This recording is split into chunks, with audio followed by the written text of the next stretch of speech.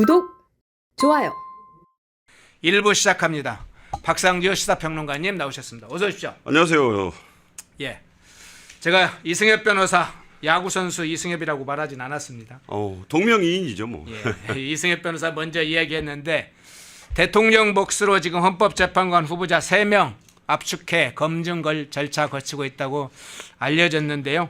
앞서 얘기했던 이승엽 변호사, 유강아 서울고법판사, 오영준 서울고법 부장판사 검토 중인 걸로 알려져 있는데 이 문제 집중적으로 먼저 살펴보겠습니다. 이승엽 변호사 먼저 한번 살펴보겠습니다. 이재명 변호인이 헌법재판관이 되는 일이 생기는 건가요? 어떻게 보세요? 그러니까 저 이승엽 변호사는요, 그냥 이재명 변호사예요. 2018년 회계사 그 이재선 씨 친형 네. 정신병원 강제 입원 사건 때부터 시작해서 지금까지 지금도 굵직한 건 다 하고 있습니다.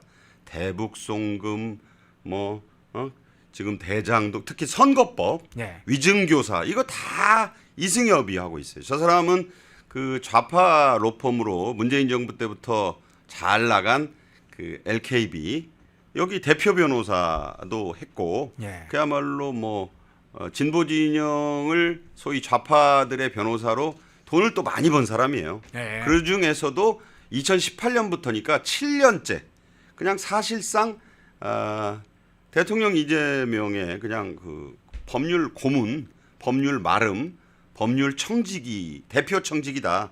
이렇게밖에 볼 수 없는 그런 인물이거든요.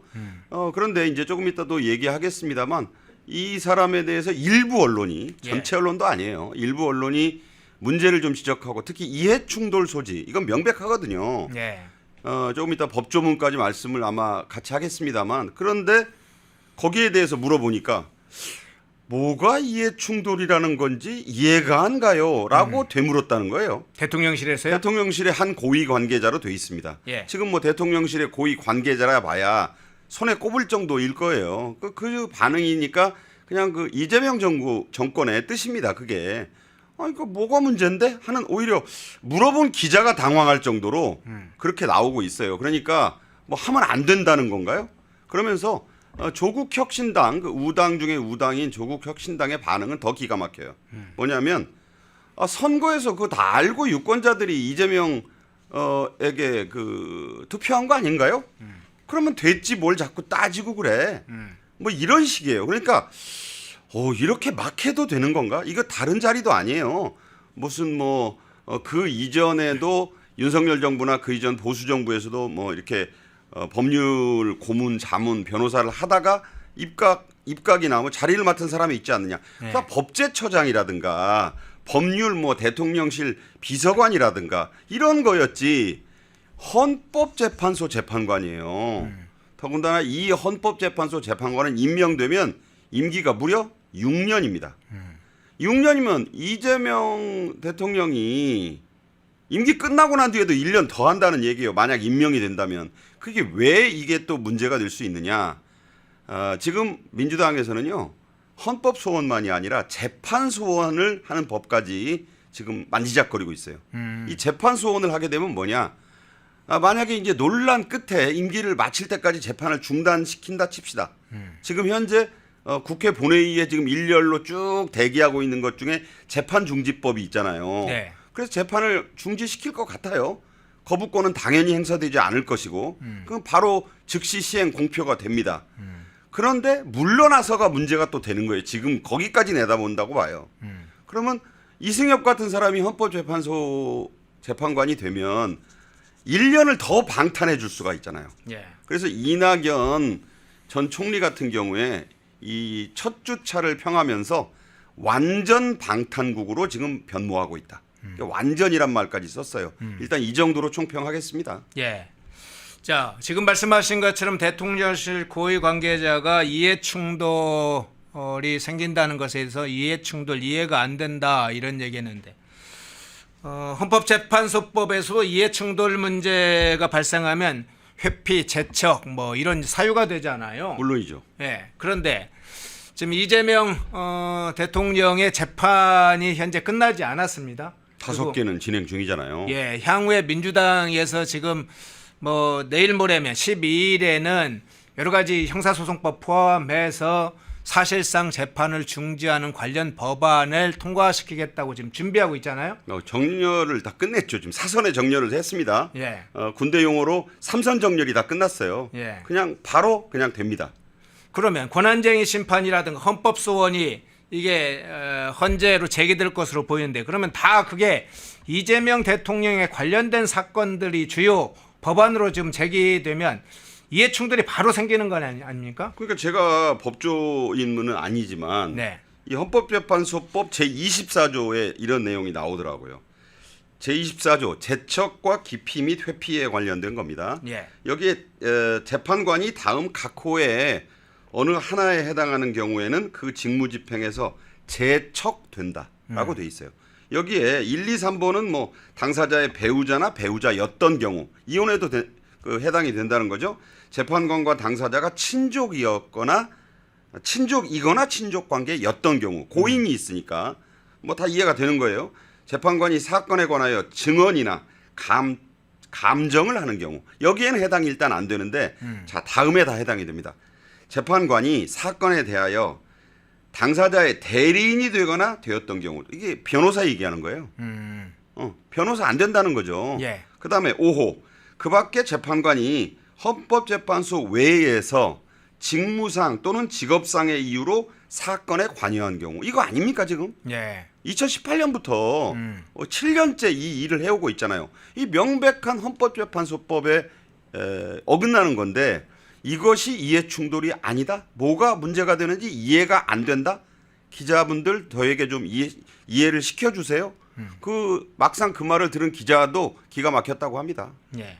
그러면 이승엽 변호사의 이런 문제에 관해서는 이제 조금씩 알려지고 있고 언론에서 상당히 분석 기사가 일부 언론에서 나오고 있습니다만은 지난 총선 때 왜 대장동 변호사라고 있잖아요. 예, 뭐. 대장동 변호사들 뭐 제가 앞서서 박균택, 양분함, 김기표, 이건태, 김동화 이야기를 했습니다만 이 대장동 변호사들 총선에서 공천을 주고 국회의원 배지를 달게끔 해줬잖아요. 100% 달았죠. 예, 그런데 이 이승엽 변호사의 경우에는 이제 국가기관에 그것도 아주 독립된 험제에 지금 넣으려 한다. 이러면 정치적으로는 그 부분을 어떻게 해석을 해야 됩니까? 당연히 지금 대법원을 증원해서 14명에서 30명으로 늘리기로 이미 법안이 준비돼 있고 이것도 통과시킨다고 하잖아요. 예.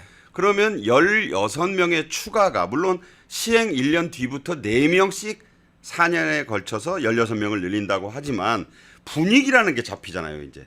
그러면 대법원장이 혹은 지금의 대법관들이 무력화되는 거잖아요. 그래서 조희대 대법원장이 이미 입장을 냈어요.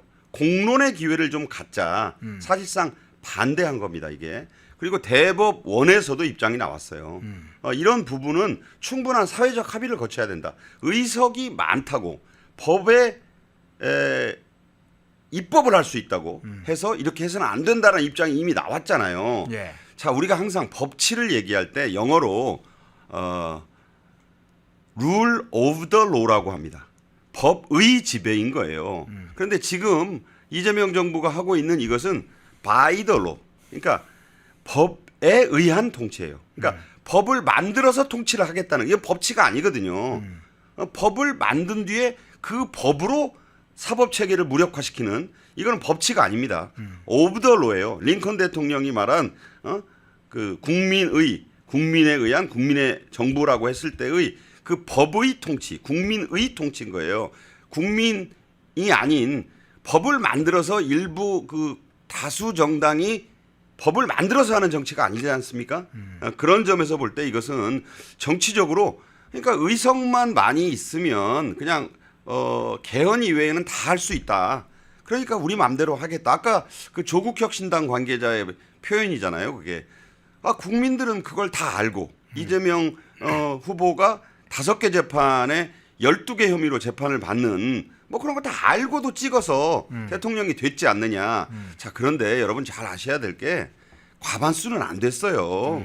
그리고 단순 합산이지만 김문수 후보와 이준석의 합산이 소수점 둘째 자리나마 많았어요.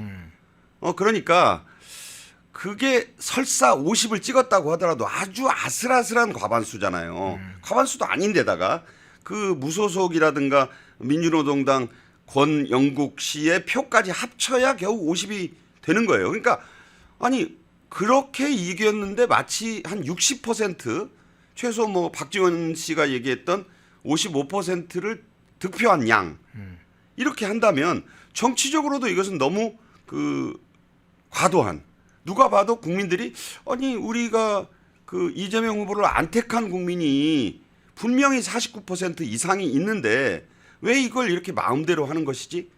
라고 생각하고 문제를 제기할 수 있잖아요. 그런데 지금 어떤 언론들도 제가 뭐 요새 기자 출신으로서 많은 자괴감을 느낍니다만 쓰지를 않아요. 문제점을 앓는데 안 쓰는 것 같아요. 이건 직무유기에 가깝거든요. 그러니까 뭐 법률의 경험이 풍부하고 뭐 조금 이따 얘기하겠습니다만 그 2명의 서울고법 부장판사들도 문제가 있는데 그걸 일부러 안 쓰더라고요. 그런 부분을 예. 조금 이따 말씀드리겠습니다. 예.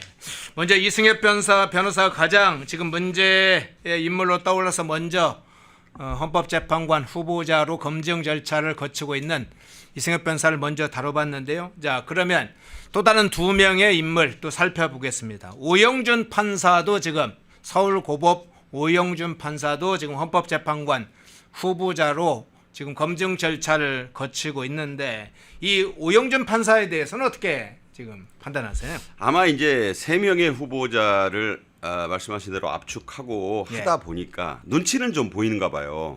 그래서 그래도 정통 판사 하나는 넣자. 그래서 선택된 인물이 저는 이 오영준 서울고법 부장판사라고 봅니다. 대전고와 서울법대에 들어가서 그야말로 주로 법원행정처를 중심으로 주요 보직을 다 지냈고 쟁쟁한 실력파라는 것은 안팎의 인정을 받는 사람이에요. 그 점은 부정할 수 없다. 그런데 이 엘리트 판사들만 간다는 그 동아리 모임이 하나 있습니다. 네, 네. 민사판례 연구회. 예.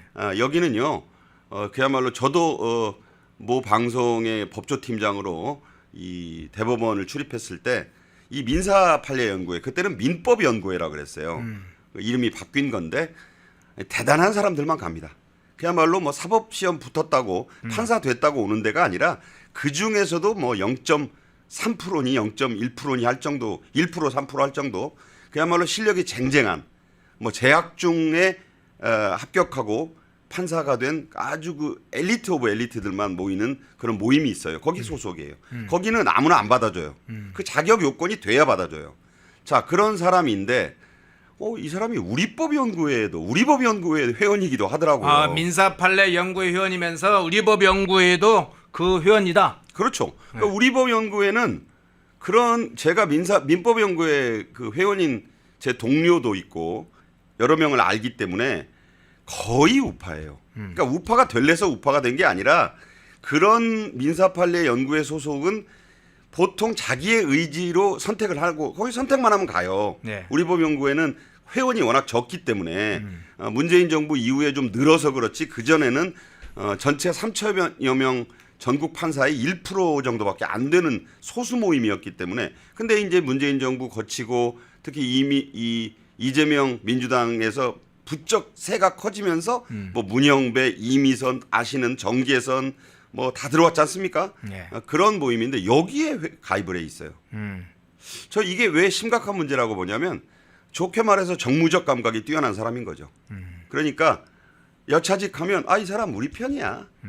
이렇게 말할 수 있는 분류가 가능한 판사다. 그러니까 이거 하나를 가지고 흠을 잡자는 게 아니라 이 뭔가 정통 법관 하나는 있어야 이 좀 나머지 진심을 좀 숨길 수 있지 않겠나라는 전략적 그 선택이 엿보인다는 거죠. 그런데 분명히 이 오영준 판사도 우리법 연구회 회원으로 돼 있더라.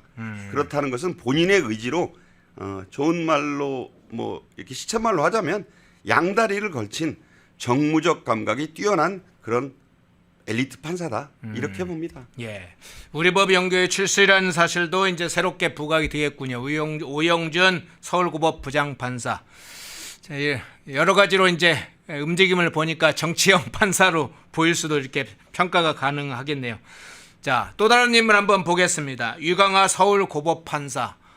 이 판사도 유광하 판사도 지금 헌법재판관 후보자로 올라와 있는데 이 판사는 어떻게 평가가 되고 있나요? 자, 이분 뭐 제가 또 지역 얘기한다고 뭐라 그러실지 모르는데 전남 강진에서 태어났습니다. 네. 그 이재명 대통령의 그 여러 가지 사법 리스크의 위기와 고비 때마다 풀어준 게 아니라 법에 따라 판결을 했겠죠. 네. 기억해 보시면 위증교사 혐의 1심에서 무죄를 준 사람이 김동연 부장판사 서울중앙지법 수원지방법원이었나요? 아무튼 그 김동연 부장판사 전남 장성 출신.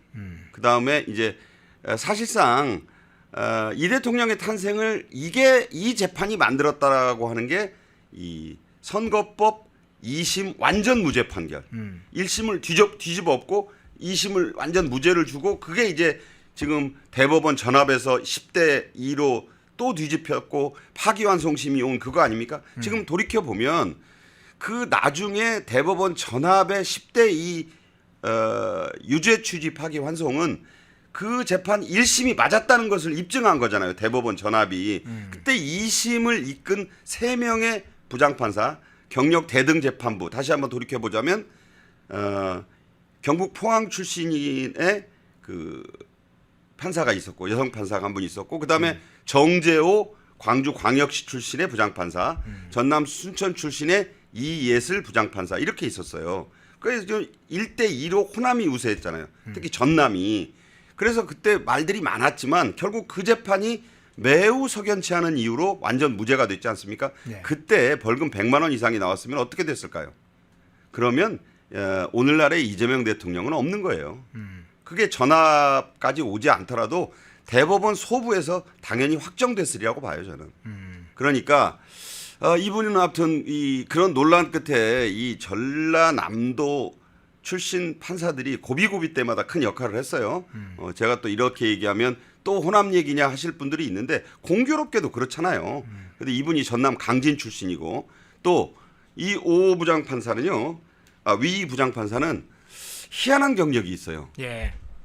서울고법에서 일하다가 광주고법으로 내려가서 2년 근무하고 또 서울고법으로 올라와서 서울과 그 광주를 왔다 갔다 해요? 왔다 갔다 하면서 10년을 근무해서 지금까지. 예. 그래서 이분에 대한 평을 보니까 이 사람에 대한 평을 보면 서울과 광주 사정에 정통하고 그래서 균형 있는 판결을 내릴 것이라는데 그 적임자다 이런 표현이 나오더라고요. 그 평에 지금 여권의 평에.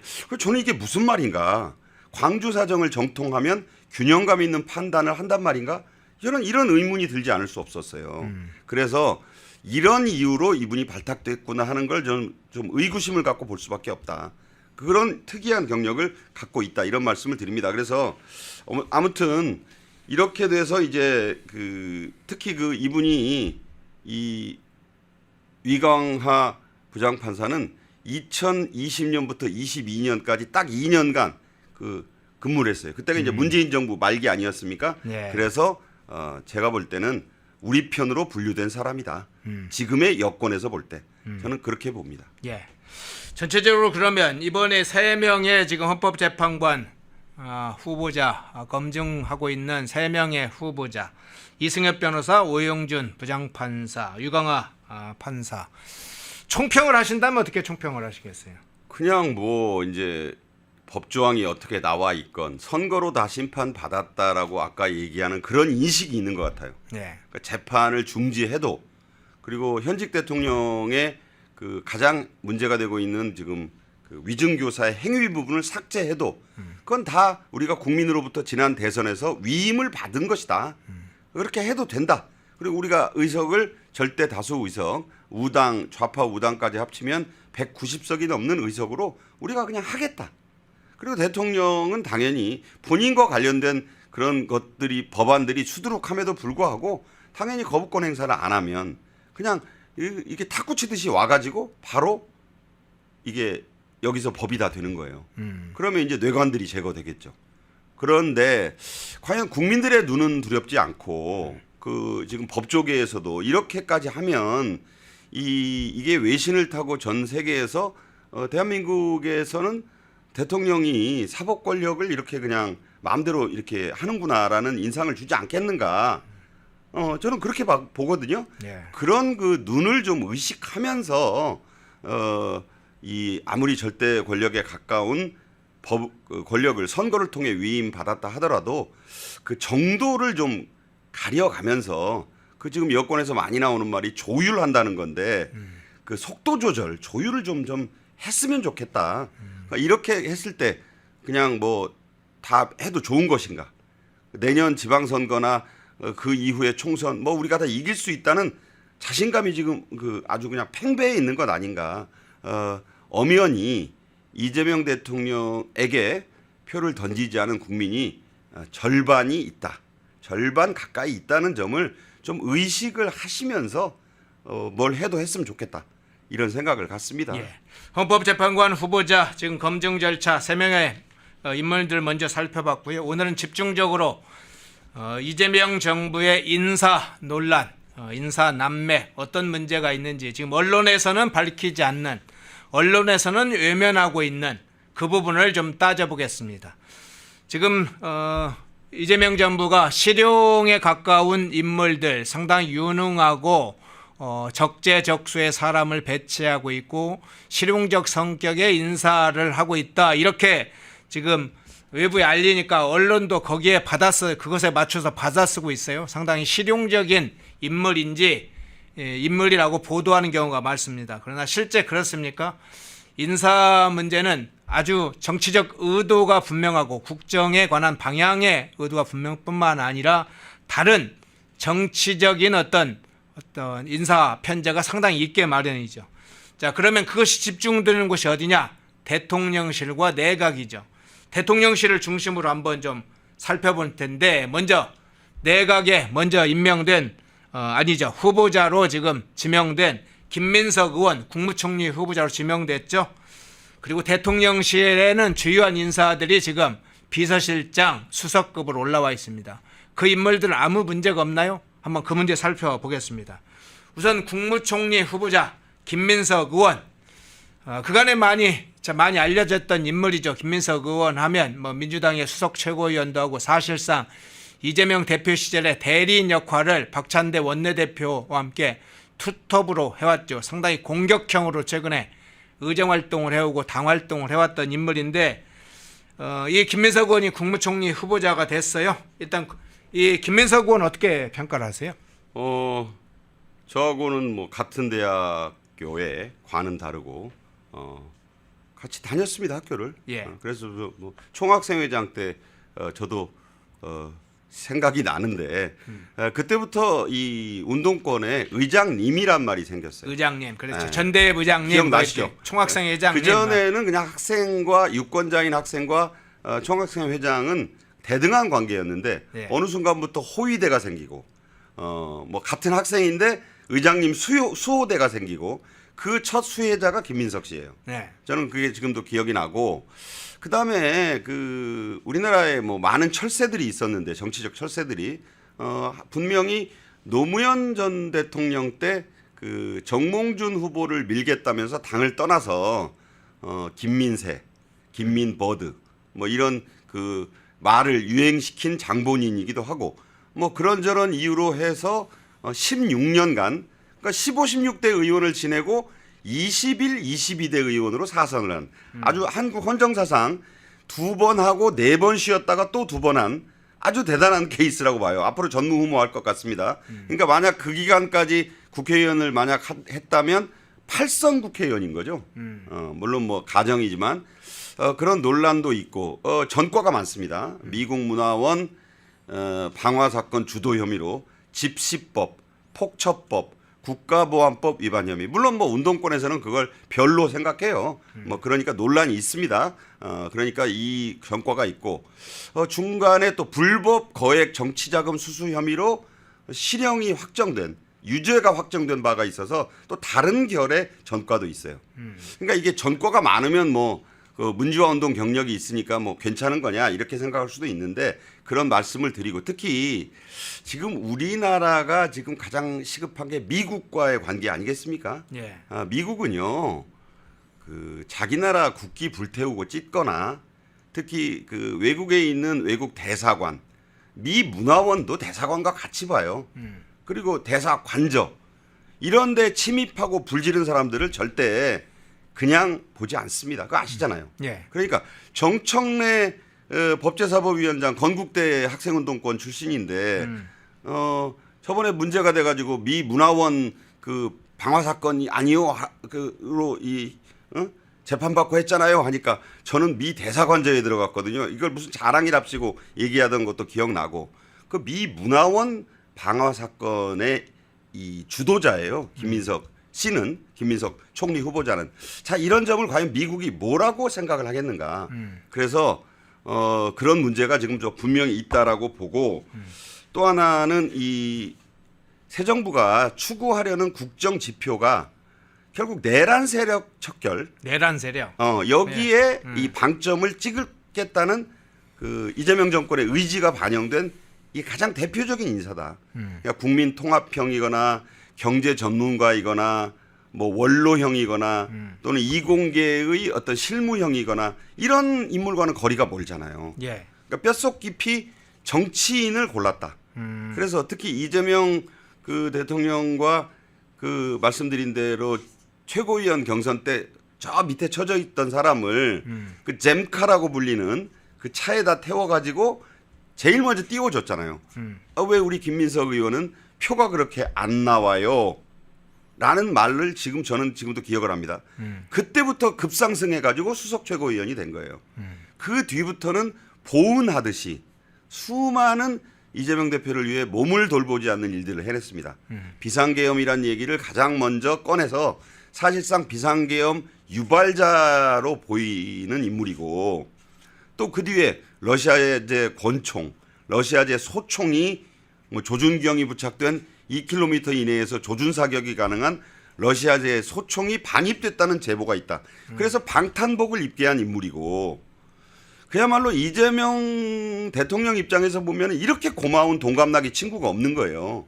그래서 두 가지 키워드, 코드를 보고 골랐다. 충직함과 성실함. 그러니까 사실 대리인인 거죠. 앞으로 이제 정부를 이끌어서 그러니까 대통령실은 이재명 대통령이 장악해서 끌고 가고 그다음에 정부는 김민석 국무총리가 사실상 대리인으로 이제 모든 걸 다 쥐락펴락 할 것이고 당은 아마 정청래 의원이 뭐 이렇게 노리고 하고 있습니다만 제가 보기엔 박찬대 원내대표가 될 것 같아요. 그러면 완벽한 친정 체제가 구축이 되는 거죠. 그 정점 중에 하나가 먼저 발표된 저 대표 선출은 뭐 경선 붙어봐야 아는 거니까 예. 저는 그런 의미가 있어서 상당히 통합이나 국민 통합이라든가 뭐 그 얘기를 엄청나게 많이 했는데 또는 뭐 AI라든가 그 경제 통상이라든가 이 문제가 관심이 아니구나 이걸 읽을 수 있는 인사다. 저는 그렇게 판단합니다. 예. 그러면 이제 정치적 포석을 지금 가깝게 이야기를 해주셨는데 총리의 경우에 이재명 정권이 들어서면 가장 중요한 문제로 경제와 민생 문제를 해결하겠다. 한미 통상 문제, 관세 협상 문제를 가장 중요한 현안의 문제로 다루겠다. 국민들의 먹고 사는 문제를 가장 먼저 해결하겠다고 했는데 김민석이었네요. 그렇죠. 사실은 이제 지난 정부 때 한덕수 총리 같은 인물을 국무총리로 발탁을 했는데 그것과 전혀 다른 양상으로 좀 대비가 되기도 하네요. 미국 조야에서 네. 어떻게 보겠습니까? 미국 문화원에 불을 지른 혐의자를 첫 국무총리로 세운다? 미국 우파들이 경악할 일이죠. 첫째. 그런 상황인 것이고 지금 G7 정상회의에 참석하기 위해서 이제 15일 날 출국을 한다고 하니까 이 대통령이 뭐 이제 며칠 남지도 않았어요. 예. 일주일은 뭐 닷새밖에 안 남은 거 아닙니까? 이렇게 되다 보니까 지금 외교 통상 라인이 아무도 없어요. 그러다 보니까 조태열 전 그 정부 출신의 그 외교장관이 지금 수행하고 간다는 거 아니에요. 자, 외교 통상 라인 인사가 특히 중요한데 외교 라인 인사가 주말을 넘겨 일요일을 넘겨 월요일이 됐는데 한마디가 없잖아요. 이게 왜 그러느냐. 지금 위성락 안보실장하고 이종석 국정원장이 엄청 후보자가 엄청 싸우고 있다는 거예요. 이른바 이게 동맹파와 자주파 간의 대결인 겁니다. 한미동맹을 우선시하는 위성락 실장과 친북에 가까운 그야말로 민족 자주 운운하는 이종석 후보자 간의 이 갈등이 지금 안에서 폭발해가지고 네. 외교통상 라인은 장관도 지금 발표를 못하고 있잖아요. 네. 통상 라인이 얼마나 중요해요. 네. 지금 아니 G7에 가가지고 지금 한미 정상회담이 뭐 약식이든 스탠딩이든 할 것 같다고 하고 뭐 그 후에 미국을 간이 많이 하고 있는데 아니 전 정부 외교장관 하나밖에 결정된 사람이 없어요. 그 수행단에 그리고 위성락 실장이 가는데 그 지금 사실은 외교장관 라인이라도 발표를 해야 미국 조야에서 특히 마가를 앞세우는 트럼프 행정부의 그 우파들이 안심을 좀 할 거 아니에요. 그런데 지금 싸우고 있는 형국이라고요. 이게 아니 발표가 안 된다는 게 싸우는 거죠. 이게 얼마나 중요한데 이걸 발표를 못 하고 있습니까? 이렇게 지금 되고 있는 상황인 것이다. 그래서 자 최상목 전 경제부총리 전문가 중에 전문가인데 사표내게 만들었으니까 지금 협상 실무와 총괄 라인이 아무도 없는 거예요. 예. 그럼 뭘로 트럼프 대통령과 과연 만나서 스탠딩해서 얘기를 할 것인지 그냥 웃다만 올 수도 있다. 차 한 잔 마시고. 그러니까 현재 이제 조태열 외교부 장관, 그러니까 윤석열 정부 때 외교부 장관, 조태열 외교부 장관이 G7 정상회에 이재명 대통령과 함께 간다, 뭐 이런 이야기도 있더라고요. 아니 외교장관이 없잖아요. 근데 대통령이 첫 다자 외교 무대에 가서 미국 대통령이라든가 유럽 정상들하고 지금 상견례 그 약식 회담이든 뭐 양자 개별 회담이든 발표된 건 없지만 하려고 지금 무지 애를 쓰지 않겠어요? 네. 그거 연결하고 주선하고 아니 외교는 얼굴 모르면 못 하는 거예요. 후아유 그러면 뭐라고 그럴 거예요. 그러니까 그런 상황이다. 지금 외교적 참사적 상황인 거라고 저는 봅니다. 그래서 할 수 없이 조태열 장관 데리고 가고 싶겠어요. 그러니까 이제 아이고 좀 불편하겠지만 이번에는 좀 나 좀 수행해 줘. 저는 이게 잘 될 리가 없는 그 G7 정상회의에 저 분명히 말씀드리지만 업저버입니다. 참관국 자격의 참석이에요. 그 불렀는데 가는 거예요. 자 중요한 것은 그 뒤에 과연 한미 정상회담이 그 캐나다 엘버타주가 가까워요. 미국하고 국경 바로 넘으니까 조율만 되면 미국 워싱턴으로 지금 마라라고 리조트로 가고 싶잖아요. 예. 근데 뭘 내놔야지. 근데 지금 아문이 들이온 게 뭐냐면 미국이 철강 알루미늄 관세 50% 그대로 때렸어요. 지난 주말에. 그리고 환율 관찰 감시국으로 또 지정했어요. 예. 아직 뭐 해결된 게 아무것도 없는 거예요. 원래는 이재명 후보는 대선 기간 유세 내내 뭐라 그랬느냐. 전 정부 사람들 최상목 너 꼼짝 마. 그거 절대 니들 마음대로 하지 마라고 했었잖아요. 예. 그러다가 취임 이틀 지나 3일까지 전화가 안 오니까 다급하니까 다 맞춰줄 테니까 우선 전화 좀 하게 해달라. 그래서 갑자기 또 나온 얘기가 관세 협상 협의해서 빨리 하겠다고 지금 입장을 선회한 거예요. 그 빨리 하는데 뭘 알아야 하죠. 구체적인 내용을 아는 사람이 신정부 인사 중에 거의 없다고 봐도 무방해요. 자 이런 상황에서 가서 인사하고 서서 차 마시고 뭐 테이블 놓고 여러 번의 회담은 할 수 있습니다만 중요한 건 알맹이거든요. 예. 알맹이가 나올 게 없어 보인다. 참 딱한 상황이다. 그런데 외교 라인, 안보 라인은 지금 발표도 못 하고 있다. 이 상황은 지금 매우 지금 사실 우려스럽습니다. 대한민국을 위해서 우려스럽다. 예, 지금 댓글에 보니까 캐나다 G7 초청 명단 이재명 없음, 행주산성님은 초대받은 것 맞아요? 하고 물어봤는데요. 예, 그건 맞습니다. 일부 언론에서 또는 유튜브나 커뮤니티에서 잘못 알려져서 캐나다 총리가 초청한 바 없다 이런 식으로 알려졌는데 그건 잘못된 겁니다. 초청한 건 맞고 옵저버예요. 옵저버. 예, 옵저버. 다만 이제 G7 회원 국가는 아니고 옵저버 자격으로 초청받은 게 있죠. 일본이나 뭐 다른 국가도 업저버 자격으로 아니죠. 일본이 아니라 주변 국가들도 업저버 자격으로 참가를 합니다. 근데 한국이 초청받은 건 맞고 수락한 것도 맞습니다. 한 말씀만 더 올리자면 예. 중요한 건 24일부터 이틀간 네덜란드 헤이그에서 열리는 나토 정상회의입니다. 네. 여기는 업저버가 아니에요. 예. IP4의 우리가 4개국 중에 정식 일원입니다. 예. 일본, 한국, 뉴질랜드, 호주. 네. 그래서 거기 가야 돼요. 사실은 가야 되는데 거기 가면 뭘 해야 되느냐? 북한 핵 규탄 결의안에 동조를 해야 되고 특히 러시아를 유럽 국가들이 엄청나게 지금 비판하고 있기 때문에 네. 나토 차원의 결의안이 나올 가능성이 있어요. 자, 이거 잘못 가서 잘못은 아니지만 가서 거기 서명하거나 동조하지 않을 수도 없고 그래서 지금 거기는 안 간다는 말이 파다합니다. 네. 사실은 G7은 거기는 우리나라가 주요국이 아니기 때문에 가서 웃다가 악수하고 상견례 이상을 벗어날 수 없다고 저는 보고 있거든요. 네. 중요한 건 우리 국가안보와도 직결되는 지금 우크라이나 전쟁은 러시아의 그 무성의로 인해서 서로 공격하면서 지금 다시 전황이 나빠지고 있기 때문에 여기 가서는 북한이나 러시아를 선명하게 비판하는 그런 그 결의안이라도 지금 나올 가능성이 매우 높아요. 예. 그래서 이재명 대통령이 거기 가서 그 라인에 설 수 있겠느냐 과연. 그래서 벌써부터 거기는 안 가는 것으로 정리가 되고 있는데 좀 지켜봐야 할 대목이다. 이렇게 말씀드립니다. 예. 앞서 이제 뭐 지난 대선 이후에 이게 초청된 게 아니고 지난달에 주최국가인 캐나다 총리가 지난달에 이미 한국과 호주를 초청하겠다 하고 입장을 밝힌 바 있어요. 그러니까 이재명 정부가 들어섰기 때문에 초청한 게 아니라 이미 한국과 호주는 초청 대상으로 지난달 대선 이미 훨씬 전에 초청 의사를 밝힌 바 있습니다. 자, 이야기를 하다 보니까 좀 다른 쪽으로 이야기가 나갔는데요.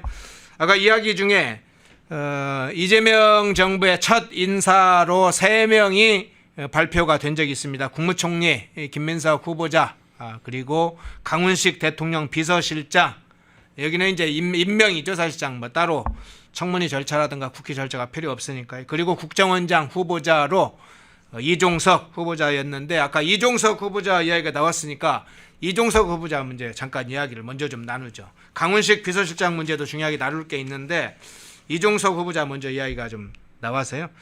이종석 하면 떠오르는 게 있죠. 과거에 김일성과 북한 정권 항일 빨치산 운동을 근거로 해서 상당히 북한을 건설했던 정당성과 정통성이 있다 이런 연구 결과를 본인이 발표를 한 적이 있죠.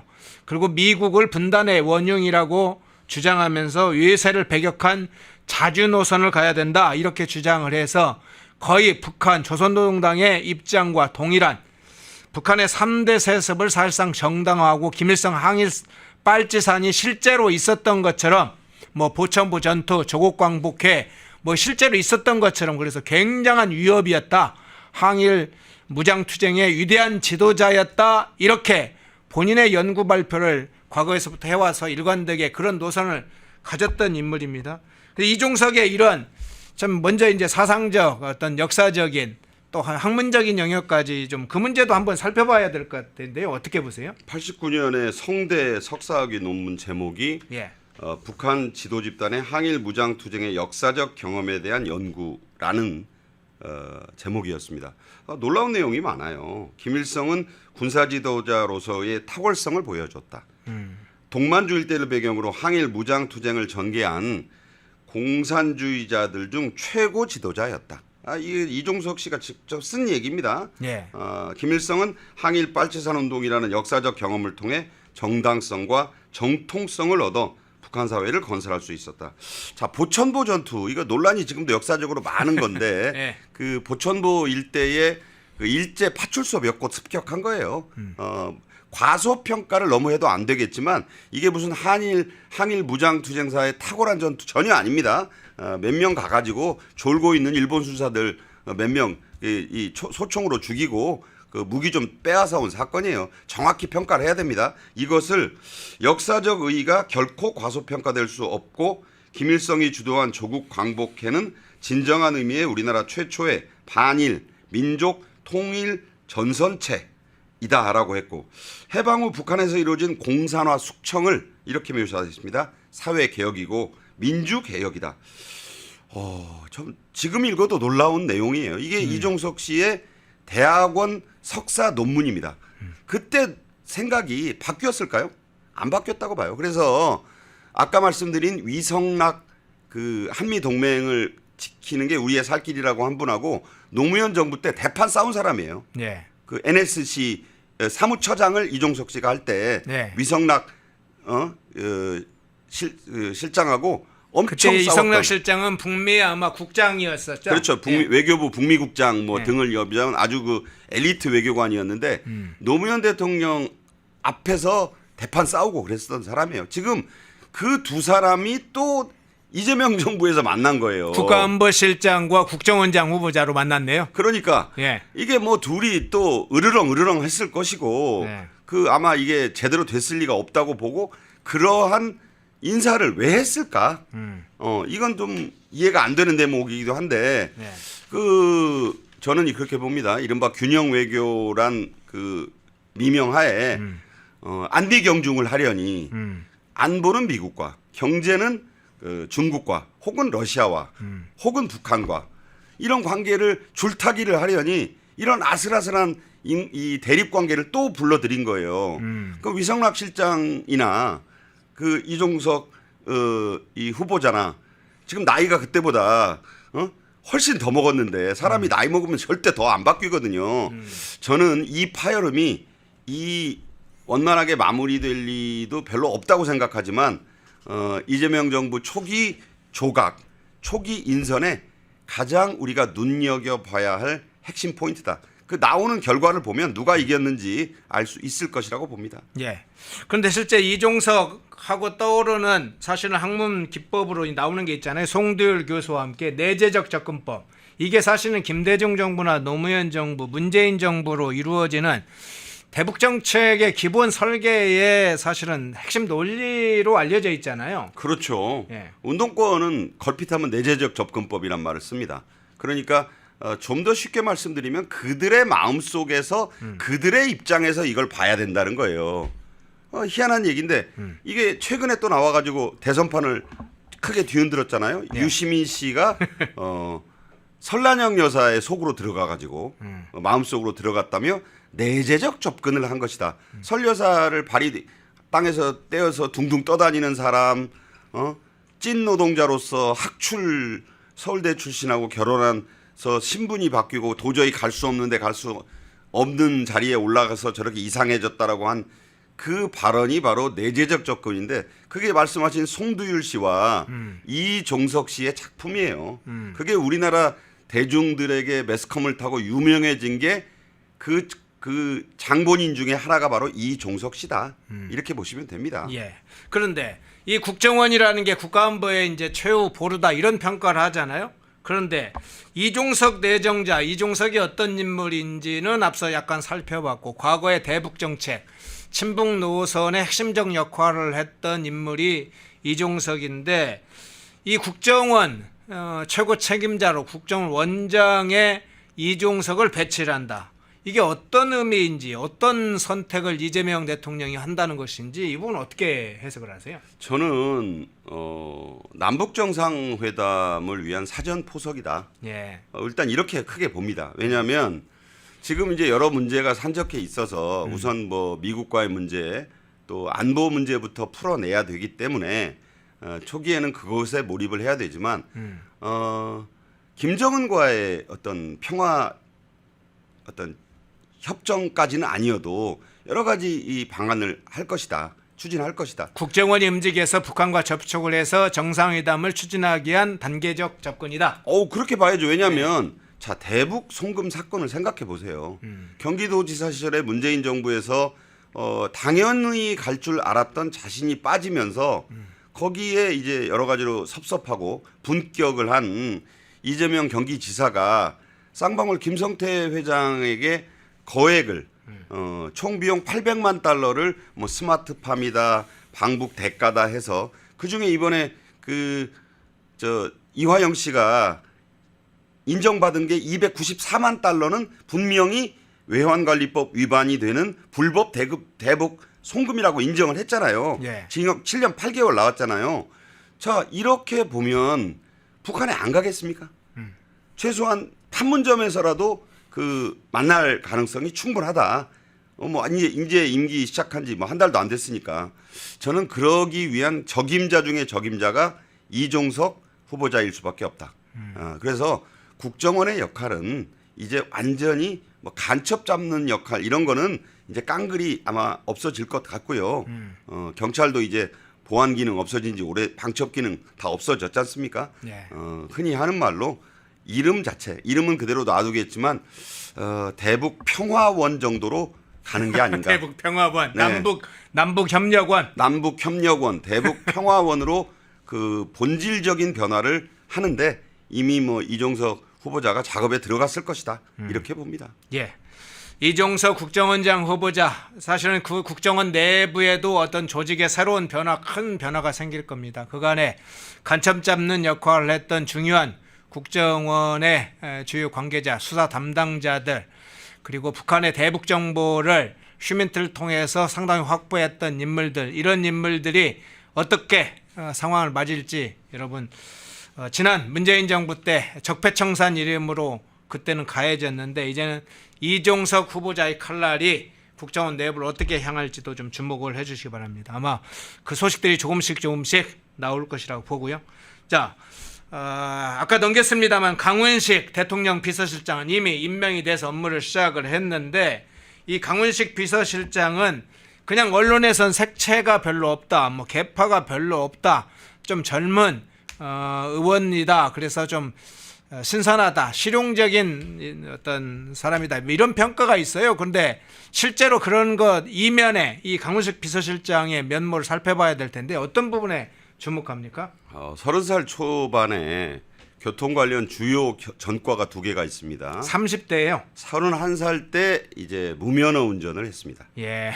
그래서 무면허 운전으로 벌금 100만 원을 낸 게 전과에 남아 있고 예. 그 뒤에 또 한 10년 지나서인가요? 이번엔 음주 전과, 교통사고 처리 특례법 위반으로만 전과에는 나와 있는데 이거 음주운전인 거는 다 알려진 사실이에요. 음주운전을 해서 또 벌금 100만 원. 자, 그런데 아이러니컬하게도 유명한 민식이법, 예. 음주운전 차에 치여서 아깝게 그 세상을 뜬 그 민식군을 위한 민식이법을 대표 발의를 했어요. 아, 의원 그랬군요. 때. 예. 그때도 본인이 울면 무면허 음주운전의 당사자이면서 그러면서 이제 그걸 지적하니까 아니 그래서 더더욱이 내가 그걸 발의한 거다. 이런 또 이제 견강부회를 하면서 예. 울면서 발의를 했어요. 찾아보시면 영상이 나와요. 예. 울먹울먹하면서 강훈식 의원이 발의를 했다. 뭐 어떻게 설명해야 됩니까? 그리고 선거법 관련해서 전과가 또 하나 있어요. 그러니까 이게 자꾸 전과 물론 국민의힘이나 우파 쪽에도 전과가 있죠. 그러나 대통령 비서실장 아닙니까? 그리고 그 운동권 정부가 들어섰으니까 그쪽 관련 뭐 집시법, 국보법 이걸 가지고 얘기하는 건 새삼스럽고 네. 별로 포인트가 안 돼요. 그런데 강훈식 씨는 운동권도 아니에요. 97세대라고 불리우는 젊은 최초의 97세대 아니겠습니까? 97세대인데 무면허, 음주, 선거법 이런 전과가 있어요. 그러니까 이제는 뭐 거듭 나겠다 그러는데 지금 대통령 비서실이 재밌게 돼 있어요.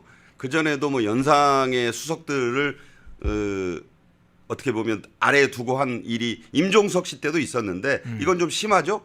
왜냐하면 3선의 강훈식 비서실장 아래에 정무수석이 4선의 우상호. 예. 그리고 논란이 많았던 민정수석 오광하 변호사는 오광수 변호사는 예. 거의 띠동갑 한 13살 많아요. 그러니까 이거는 뭐 저는 그렇게 봅니다. 그러니까 각자 역할이 따로 있다.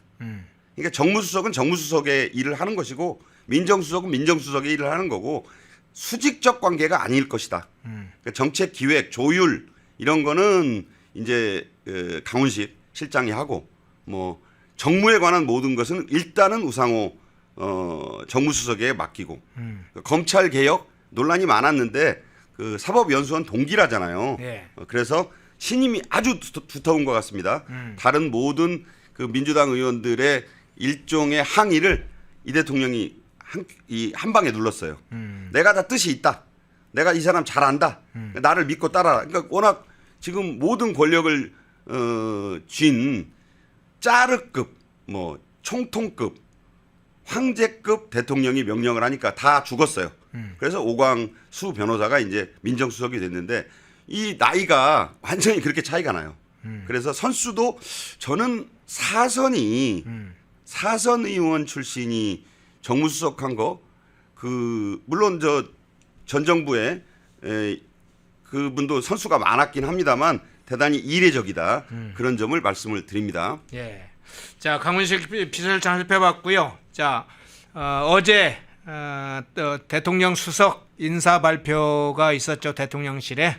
자, 주목되는 인물이 몇 사람이 있습니다. 그중에 이제 3명이 어제 수석 인사 발표가 있었는데 우선 우상호 정무수석 임명이 됐어요. 지금 말씀하신 것처럼 사선 중진의 의원이 정무수석으로 발탁되는 사례, 특별한 사례이긴 하는데 이 과거에 우상호 의원 하면 딱 운동권의 대표적인 인물 중에 다양한 이력을 갖춘 그런 인사죠. 그런데 이 우상호 의원의 어떤 과거 이력뿐만 아니라 포석 이 부분은 어떻게 해석을 해야 될까요? 일단 뭐 야당과도 얘기가 될 만한 인사다. 가장 중요한 것이라고 봐요. 쓴소리도 좀 했고 뭐 정도 차이는 있습니다만 방송 같은 데서 이재명 후보에 대해서 견제하는 쓴소리를 좀 비교적 많이 해서 국민의힘의 그 사선을 그냥 한 게 아니라 여러 가지 그 소통 창구로서 역할을 기대하고 비주류이긴 하지만 사선 출신으로 중용을 했다. 그래서 당분간의 국민의힘 설득, 국민의힘과의 소통을 도맡아 달라 이런 그 뜻이 실려 있다고 보는데 자 우상호 의원 전력이 좀 화려합니다. 김민석 총리 내정자와 같은 장소에 한번 있었죠. 그 유명한 벌써 웃으시는데 25년 전 5.18 전야제 날 바로 전날 광주 전남도청 앞에 NHK 단란주점이라고 있었어요. 새천년 NHK요. 새천년이 또 붙어 있었죠. 예. 그때 임수경이 중간에 거기에 나타났는데 임수경이 뒤늦게 연락을 받고 문을 열고 들어가 보니까 김민석과 송영길과 우상호가 그 안에서 접대부들과 술을 먹고 있더라. 누구는 껴안고 춤을 추고 있었고 누구는 양쪽에 앉히고 있었다. 다 인터넷 찾아보시면 나오니까 근데 김민석도 있고 송영길도 있고 우상호도 있었던 거예요. 예. 자 우상호 씨는요. 임수경 씨가 선배들의 모습에 너무 실망했다라고 하면서 그 자리를 뛰쳐나와요. 뛰쳐나오니까 쫓아나와서 욕설을 매우 심하게 한 것으로 기록돼 있습니다. 거의 뭐 여러분이 상상하시는 그런 욕이에요. 손찌검만 안 했다 뿐이지 뭐 쌍욕을 그때 한 걸로 나옵니다. 다 뭐 25년 전 일인데 지금 와서 왜 그런 얘기를 해. 이분이 그런 분이었다. 이건 좀 알고 넘어가자 이런 얘기고 그 이한열 씨가 이한열 열사라고 표현되는 그 처리탄을 맞고 숨질 때 그 피 흘리는 이한열 열사를 부축하면서 울었던 사람. 그 사진이 지금도 흑백으로 남아 있죠. 그래서 그 당시 그 사람이 우상호였다. 서울 연세대학교 총학생회 간부였습니다. 그 옆에 조그맣게 생긴 학생이 하나 등장합니다. 탤런트 우현 씨예요. 우현? 우현이라고 찾아보시면 나와요. 예. 뭐 그래서 그런 역사적 사진의 인물이고 그건 뭐 과거에 그랬다는 것이고 지금은 여러 가지 그 면에서 국민의힘의 소통력을 좀 과의 소통력을 기대했는데 그 결과에 따라 그 장수 여부가 판가름이 될 것이다 이렇게 봅니다. 예.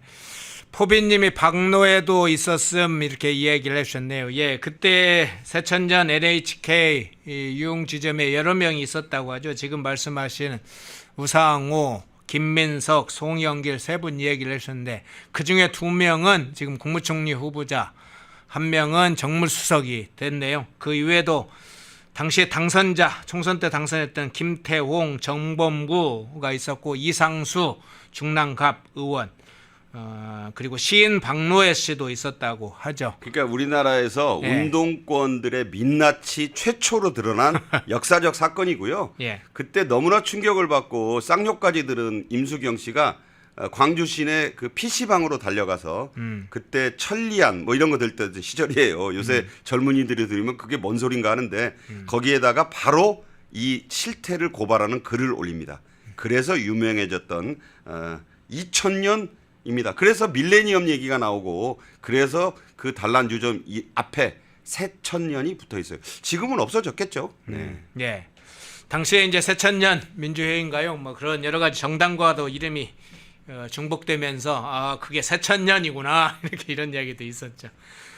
자 우상호 정무수석 이야기 먼저 다뤄봤고요. 자 민정수석 문제도 한번 잠깐 다뤄보겠습니다. 오광수 변호사 이게 가장 좌파들 중에는 범여권 내에는 논란이 됐던 인물입니다. 다른 인물에 대해서는 범여권에서 크게 이제 뭐 이야기가 나오지 않았는데 오광수 변호사가 민정수석으로 임명되는 것에 대해서는 검증 절차 당시부터 알려지면서 상당히 논란이 됐는데 민주당 내에서 추미애 의원 뭐 여러 의원들이 이야기를 했고 조국혁신당도 반대 입장을 몇 의원들이 밝혔고 참여연대 등 흔히 말하는 친여권 시민단체 좌파 시민단체에서도 반대 입장을 밝혔고 일부 강성 지지층 개딸들도 비판을 했는데 결국 오광수 민정수석 이재명 대통령이 임명을 했어요. 자, 이 부분은 오광수 변호사 임명 문제 어떤 인물이 간에 이렇게 임명을 했는지 그분 어떻게 해석을 하세요? 민형배가 뭐 논란이 있었지만 네. 소장대행 사시동기 연수원 동기 아니었습니까? 예. 술친구란 말이 나왔지만 검증은 안 됐었고 이번에도 연수원 동기예요. 네. 그리고 전라북도 남원 출신의 전주고등학교를 나왔습니다. 이 점에 저는 방점을 찍힌다고 봐요. 그러니까 특수통 검사라는 이유로 조국 혁신당과 민주당 일각에서 거세게 반대를 했는데 대통령은 그것보다도 첫 번째 자신이 믿고 의지할 만한 연수원 동기다. 이게 가장 컸다고 보고요. 두 번째는 전라북도 배려 인사일 수도 있습니다. 전북 남원의 친양이로 유명한 또 전주고등학교 나왔고 그래서 성대법대를 졸업을 해서 이제 사시 합격해서 검사가 되고 특수검사를 해서 이제 특수통검사 소리를 듣고 중수이과장 특수 2부장 하고 그래서 윤석열 전 대통령과 겹치는데 아니 그거는 당시에 잘 나가는 검사는 특수검사 하는 거고요. 특수검사 하다 보면 윤석열 전 대통령이라는 그 당시 검찰의 대부와 연결이 되는 거죠. 그러니까 그걸 가지고 안 된다고 하면 이재명 대통령이 좀 짜증을 냈던 것 같아요. 그리고 뭐 이런 표현 있죠. 독은 독으로 다스려야 된다. 그러니까 이런 말을 했잖아요. 내가 이 알아볼 만큼 알아보고 검증한 사람이니까 shut up. 입들 닥쳐. 내가 다 뜻이 있어. 그러니까 이제 다들 꼬리를 내린 거예요. 아니 대통령이 저렇게까지 나오면 다 뜻이 있으시겠지. 그러면서 그냥 잦아들었습니다. 지금 민주당에서 대통령실 정부 인사는요. 앞으로도 이렇게 이루어질 가능성이 있어요. 아무리 백가쟁명 참새들이 떠들어봐야 한마디가 위에서 굉음이 울려 나오면 조용해질 겁니다. 그런 차원으로 보고 아마 이 특수검사 출신이라 오히려 검찰의 힘을 더 잘 빼지 않을까. 그러니까 쉽게 말하자면 공략 포인트를 잘 알겠죠. 그 오광수 변호사가 이제 칼자루 거꾸로 잡고 여기가 약점이고 여기를 건드리면 얘들이 꼼짝 못하고 이런 조언을 잘 하리라고 기대한 것 같습니다. 그러니까 그걸 모르는 사람들이 특수 붙으니까 경기 일으키고 특히 박은정 조국혁신당 의원 그 윤석열 검찰의 최대 피해자라고 본인이 생각해서 특히 이 경로의 분위기를 이끌었는데 그야말로 이재명 대통령 한마디의 호통에 그냥 꼬리를 내린 셈이다. 이렇게 보시면 될 것 같아요. 예. 자 중요한 인사들 몇 다뤘는데 좀 시간이 한정돼서 마지막 주제에 그냥 넘어가 볼게요. 네. G7 정상회의 문제인데 결국 이 부분도 아주 우리 지금 중요한 현안 중에 아주 집중해야 될 관심 가져야 할 대목인 것 같습니다. 15일에서 17일 사이 캐나다 엘버타주에서 열릴 예정이죠.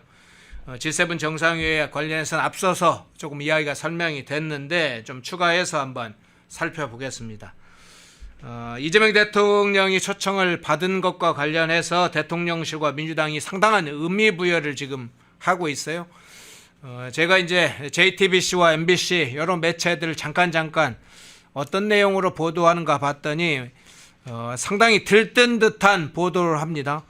국제 정상 외교 첫 무대라는 걸 상당히 부각시키면서 상당히 들떴다 이런 것을 느낌을 갖게 하는데, 반면에 민주당은 이런 이야기했어요. 내란 정권이 추락시킨 국가 위상을 회복하는 것이라 이렇게 의미를 부여했는데, 이번 G7 7국 정상회의에 참여하는 것 어떤 의미로 일단 해석을 하세요? 그냥 단순하게 생각하시면 돼요. 6월 4일 날 예. 조기 대선이 확정됐고 이 회의는 원래부터 6월 15일부터 16일까지 열리게 돼 있었다. 예. 그러니까 딱 11일 만에 참석을 결정해야 되는 건데 아까 말씀드린 대로 24일, 25일, 26일에 나토 정상회의는 깨름직한 회의예요. 예. 가서 얻을 게 별로 없어요. 근데 여기는 그냥 단기간이긴 한데 이게 약간 그 지금 업저버로 가가지고 여러 정상들한테 상견례하는 자리거든요. 인사 웃는 낯에 누가 뭐라고 그러겠습니까? 대한민국 대통령이 새로 선출됐으니까 여러 가지 관계에 있는 정상들이 만나면 웃으면서 뭐 축하한다 그러겠죠. 그런 자리인 거예요.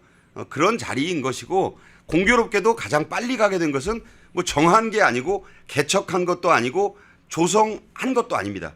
그냥 정해져 있는데 캐나다의 새로 선출된 총리가 옵저버 자격인데 당연히 부른 거예요. 지난달에 불렀다고 그러죠. 선거 훨씬 전에. 그러니까요. 네. 그러니까 이거는 대한민국에 와 있던 초청장인 거예요. 아, 그렇죠. 이재명 대통령을 개인을 초청한 게 아니라 대한민국을 초청한 거다. 그렇죠. 대한민국의 수반에게 보낸 거예요. 네. 그걸 한덕수 전 대행이 받아갖고 있었고, 최상목 전 경제부총리 그 당시에 대대행도 갖고 있었던 거죠. 네. 이주호 대대대행도 알고 있었던 거예요. 예. 자, 근데 갈 만한 처지가 아니잖아요. 가게 놔뒀겠어요? 딱 기다려. 우리가 가서 알아서 할 테니까. 이렇게 된 거예요, 지금. 그래서 이거는 들뜰 필요도 없고 냉정하게 가서 상견례 잘 하고 오면 됩니다. 다만 중요한 것은 과연 그 자리에서 트럼프 대통령을 처음 상면하게 되는데 뭐 대단한 그 개별 양자회담이 있을 것처럼 얘기하는데 그런 건 없을 거예요. 예. 그냥 원래 G7들끼리 한 회의에 레시버 꺾고 저 뒤에서 듣는 거예요. 공식 회의는 그렇게 이루어져요. 그런데 막간 세션 사이에 시간이 있겠죠. 예. 그거를 이제 쪼개가지고 막 이제 지금 조태열 외교장관이 만약에 간다고 하면 뭐 맞듣거나 맞듣지 않거나 지금 열심히 뭔가 해보려고 할 거예요. 미국 대통령 3분 5분 얻어내기는 게 엄청 어려운 거거든요. 슈퍼볼 광고 잡기보다 힘들어요. 그러니까 이게 외교력에 의해서 내가 한국 새 대통령하고 5분 만나주겠다 이러면 대단한 건데 그 발표가 지금 안 되고 있잖아요. 그 발표가 돼야 돼요. 그 조율이 지금 계속 되는 거예요. 그러다가 무슨 일이 벌어질 수 있느냐? 그냥 서서 스탠딩으로 악수하고 몇 마디 할 수 있어요. 네. 통역 끼면 그 전에 윤석열 전 대통령 때도 그거 얼마나 민주당이 비판했습니까? 저게 무슨 정상회담이냐? 서서 그냥 말 몇 마디 한 거지. 네. 그럴 수 있다는 거예요, 이번에도. 그러니까 냉정하게 우리 국익을 잘 따져서 과연 이게 근데 체제도 안 갖추어졌고 트럼프 대통령은 머스크 내칠 때도 여러분 지금 잘 보시면 알지만 굉장히 냉정한 비즈니스맨입니다. 청구서를 보냈는데 제가 말씀드렸죠. 이미 그 최상의 제안을 내달라고 했는데 못 받았어요, 미국이 지금. 정부가 어수선하니까 뭔 청구서에 답장을 했겠습니까? 그러니까 지금 쉽게 말해서 트럼프 대통령이 화가 나가지고 아까 말씀드렸죠. 철강, 알루미늄 50% 관세 그대로 지금 부과돼 있어요. 그다음에 우리나라를 환율 관찰 대상국으로 다시 지정해 놨어요. 분위기 지금 별로 안 좋아요. 그런데 이걸 자꾸 언론을 통해서 띄우기만 하면 안 된다. 내실이 있어야 된다. 자칫하다가요. 패싱 논란 또는 혹은 뭐 사진 찍는데 악수 못하는 논란, 구석에 찍히는 논란, 여러 가지 외교적으로는 뭐 사고가 날 수도 있는 것이기 때문에 예. 이거 지금 수행팀이 바짝 긴장해야 되는데 저는 모르겠어요. 아무것도 결정된 게 없다. 그냥 캐나다 비행기 타고 캐나다 전용기 타고 캐나다 엘버타주에 있는 키나나스키스라는 휴양지로 간다. 네. 가서 업적으로 참석한다. 회담은 두고 봐야 알겠다. 이게 지금 팩트입니다. 네. 자, 마지막 질문 드릴게요. 자, 그러면 지금 이번에 이제 이번 G7 정상회의에 참석하는 걸 둘러싸고 이재명 어떤 정부 내부에 사실은 강한 충돌이 있었다는 보도가 있었습니다. 앞서 얘기했던 것처럼 이성락 국가안보실장하고 이정석 국가정보원 후보자 간의 충돌도 있었다고 하는데 이성락 실장은 가서 부딪혀 보자 이런 입장이었고 이종석 국정원장 부부자는 준비도 안 됐고 당할 수 있다. 만일 트럼프 대통령하고 어떤 만나면 당할 수도 있다. 이런 취지의 어떤 이야기를 하면서 충돌을 했었다는 얘기가 있습니다. 그런데 지금 우리 어떤 관세 한미 간의 관세 협상 문제나 무역 협상 문제나 뭐 한미 주한미군 관련된 주둔 한미 연합 훈련 문제 뭐 이런 문제들이 지금 협상과 관련해서 정부 내부에서 아직도 지금 확고하게 정리가 안 된 상태로 그냥 알고 있는데 기본적 민주당 내부나 그냥 대선 후보로서의 가진 입장은 있지만 그런 상황에서 이렇게 서둘러서 가는 이유 그 부분도 좀 궁금합니다. 인사차 그냥 가는 것이 외교적으로 국내적으로 정치적으로도 좋다고 본 건지 어떻게 보세요? 자 이렇게 보세요. 예. 대통령이 있어요. 네. 양인이 위성락하고 지금 싸워요 둘이 예, 예. 앞에서 또 싸웠을 거예요 분명히 이종석하고. 그러면 심판을 누가 내립니까? 마지막에 누구 손을 들어주느냐는 것은 대통령일 거예요. 네. 이번에는 위성락 실장의 손을 들어줄 수밖에 없다. 왜? 전화 이틀째 안 오니까 난리가 났잖아요. 미국에서 전화 안 오니까. 네. 사실 아닙니까? 사흘째 이루어지니까 휴 하고 한숨을 내신 거예요. 그 전화를 누가 연결해 줬을까요? 위성락 실장이 그나마 한 거라고 봐야 돼요. 조태열 실장 설득해가지고. 왜? 장관. 조태열 장관하고 위성락 실장은 아주 친하니까 야, 내 얼굴 봐서라도 네가 좀 어떻게 미국 대사 움직이고 해가지고 전부 윤석열 정부 때 임명된 그 강요 대사 아닙니까? 그렇게 해서 위 실장이 지금 저 일정을 밀어붙이도록 건의를 한 거예요. 왜? 전화 하나 미국 대통령하고 못한 거 가지고도 지금 이 난리가 났는데 솔직히 말하면 이 자주파들 그럴 거 아니에요. 뭐하러 미국 대통령 통화에 그렇게 얽매이고 G7 정상회의 업적으로 가가지고 당할 수도 있고 어떤 그 불확실성이 있는지도 모르는데 왜 가십니까? 야, 그럼 안 가고 제주 있어? 만약 안 가봐. 우리 안 간다고 하고 뭐 이런 식으로 가서 전화 한 지금까지도 안 왔다고 생각해 보세요. 미국 대통령 통화. 이게 지금 여론이 가만히 있겠습니까? 우선 위기 탈출을 하자.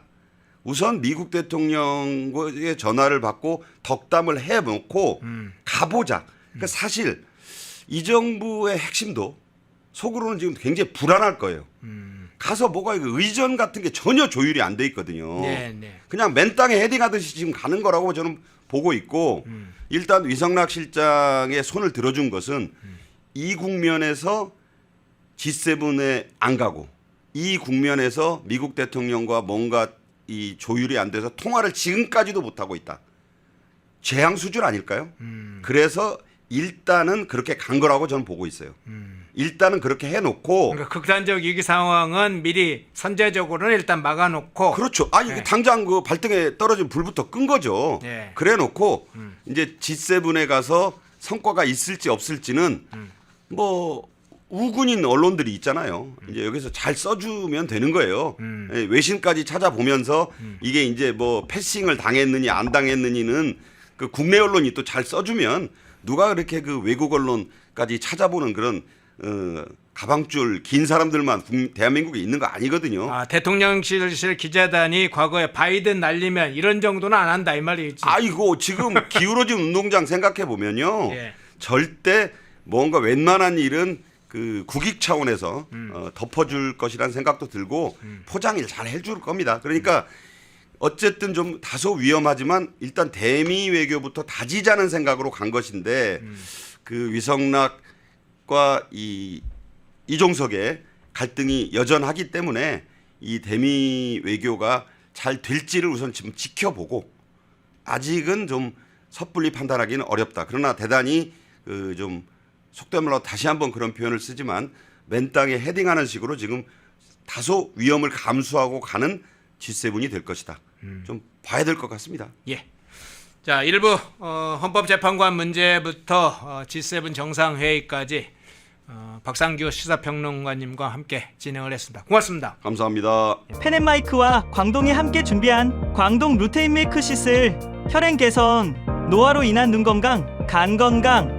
펜앤마이크 TV 단독 할인 2개월분 한 박스에 3만원, 6개월분 세 박스에 84,000원. 펜앤마이크 구독자 전용 댓글 상단 할인 링크에서 구매 가능합니다. 전화 문의는 1661-6915, 전화 문의는 1661-6915.